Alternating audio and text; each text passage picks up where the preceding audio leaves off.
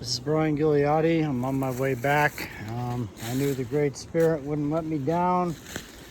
That'd be something for me, a parting gift, so to speak, before I come back. And guess what? Here we go. Yet another, I'll call this a perch stone. Again, nature is too random. Who built this? Why? Some people say Native Americans, others will say perhaps giants built this.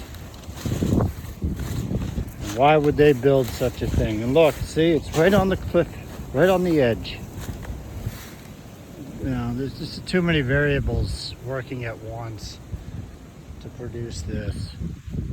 They call it an act of nature. As for giants, I don't, well, what do I think about the giants? Yeah, they're mentioned in the Bible. I personally believe that it was perhaps the crossbreeding of modern man with the remnants of Neanderthal man.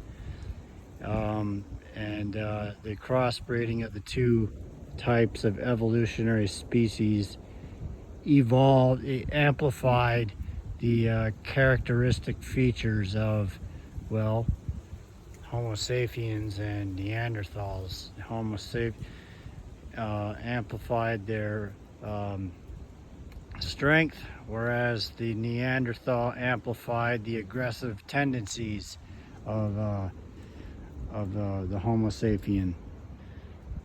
It's a theory, I don't know.